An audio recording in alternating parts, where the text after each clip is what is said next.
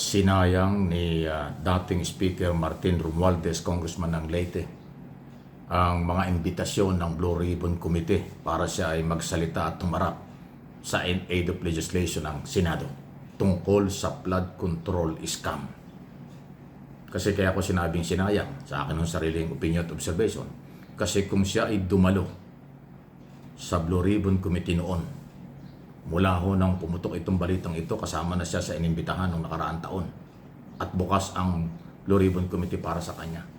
Marami na sana siyang nasabi, marami nang nalaman, sana ang taong bayan kung totoo o hindi na siya may kinalaman at kung ano ang kanyang alam diyan sa flood control scam nung nakaraang gobyerno at ng kasalukuyang gobyerno.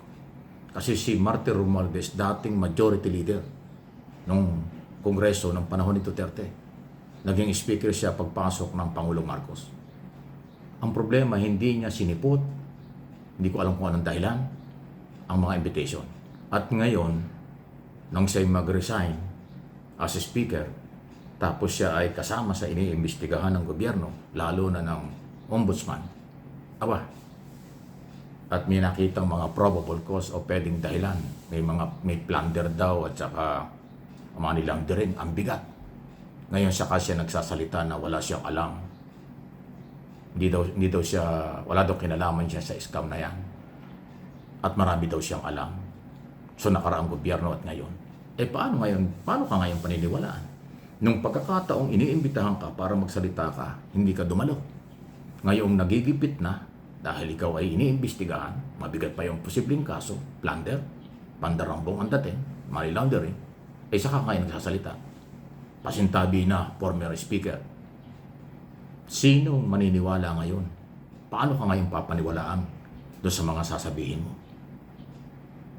Alam namin na binanggit mo na sa iyong statement si Saldico at saka si Escudero. Alam din ng taong may kinalaman niya. Tapos sasabihin mo silang dalawa, hindi ikaw. Pero ang alam ng tao, kayo may alam. Ikaw kasama sa may alam. Kasi Speaker of the House. Kasi sinasabi mo doon sa statement, si Escudero at si Saldico ang may kinalaman sa BICAM at saka doon sa small committee. Parang pinapalabas na hindi mo alam at hindi ka nakaalam. As speaker, abay sino maniniwala doon? Imposible namang gagalaw ang chairman ng appropriation committee without approval o walang alam, walang idea, hindi pinaalam sa Speaker of the House. Ano ka pa naging speaker? Yun. So, sayang. Kung noon ka pa nagsalita, baka hindi ka maiipit. At kung naipit, kung meron man silang ebidensya ang gobyerno laban sa iyo, baka makakuha ka pa ng suporta sa taong bayan na ikaw ay tama o mali. Ngayon, nagipit ka na Tapos ang ibigay mong statement, parinig ka pa na yung taga-executive department may kinalaman. Totoo yun. Hindi naman pwedeng hindi. Kasi alam naman namin, alam ko at alam ng channel na ito, ang trabaho ng Kongreso at Senado mag-approve ng budget. Ang magpatupad ng budget o ng batas ay executive department. Kaya talaga. Ngayon, kung sasabihin mong wala kang alam dyan, wala kang kinalaman sa korupsyon, tapos sasabihin mo ay Senado lang at chairman ng ng Appropriation Committee at Executive Department, papalabasin mo wala kang kinalaman dyan. Mahirap paniwalaan yun. Mr. Former Speaker, issue lang, walang personalan. Siguro kung matatandaan mo, kilala mo rin ako. Dahil minsan tayo nagkasama sa isang eroplano na pag-aari mo pa yata yun na magpunta tayo ng Davao. Nag-iisa ako kasama ang piloto na lumipad mula dyan sa airport sa Pasay noong panahon yun. Punta ako sa Clark. Pagdating ko, hindi ko alaklain, nandudong ka pala, ikaw pala susunduin namin, tapos tayo ng Davao, pagbalik ng Davao, tayo pa rin ang magkakasama. Kung nakalimutan mo yun, walang personalan yan, walang involved na kahit ano yun. Parang naging, nasama lang ako papunta sa'yo, at isinama kita papunta ng Davao, pagbalik ko, gano'n lang yan. Diba? Walang money involved, wala lahat.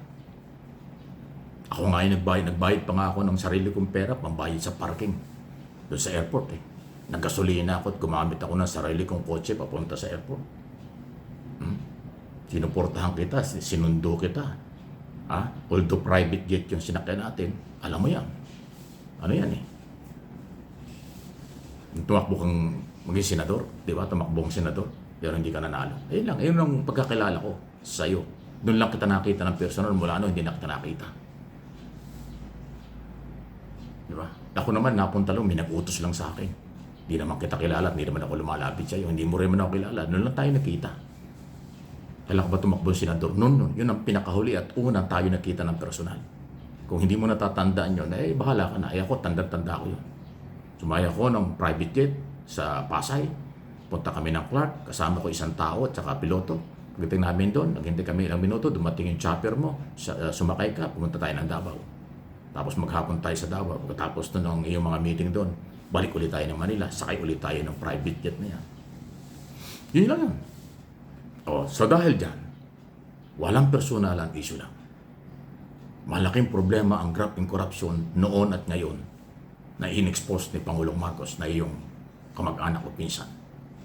Tapos ngayon, hindi namin alam kung ano yung mga susunod na mangyayari. Mayroon ka bang kinalaman o wala? Mayroon ka bang idadamay o hindi? Ay mayroon lang idinamay ka, di ba? Pero ang ombudsman ay mukhang merong case build-up laban sa'yo. Plunder, direct bribery, at saka money laundering. Ang bibigat niyan. Ang bibigat niyan. Hindi biro yan. Pero for your information, mga kaibigan, mga kababayan, kung di ako nagkakamali, brother, sa fraternity, yung speaker, dating speaker Martin Romualdez, at saka si ombudsman, mag-brad yan. Pero sa ombudsman, walang brad-brad. Walang personalan, issue, batas ang pinapairal. Yun ho ang aking observation dito kay Boyeng. Kaya kahit pa paano naniwala talaga sa kanya. Wala siyang pinipili. Yung pagiging independent body under 1987 Constitution na ginagawa niya, walang kamag-anak, walang kaibigan, walang kahit sino pinapanagot. Kasi yan ang gusto ni Pangulong Marcos. Yan ang direktiba at policy ni Pangulong Marcos from day one na kanyang ini-expose na mahiya naman kayo dahil sa graft and corruption. Kahit kapartido, kahit malapit sa kanya, kahit sino pa, dapat papanagutin pag may ebidensya. At yan ang ginagawa ngayon.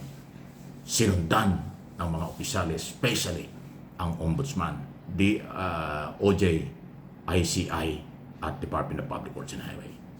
Kaya, si dating Speaker Martin Romualdez ay kasama sa iniimbestigahan kahit malapit sa Pangulo, kamag-anak ng Pangulo. Kasi yun ang policy. Kahit sino, pag may ebidensya, mukhang may ebidensya, mukhang mayroong nadidiscover na pagpapatunay. Kaya nga humiling sa Sandigang Bayan na maglabas ng hold departure order para hindi makalabas ang dating speaker. At ganun ang nangyayari. Issue lang po, walang personalan. Obserbasyon, opinyon, mayroong pinanghuhugutan.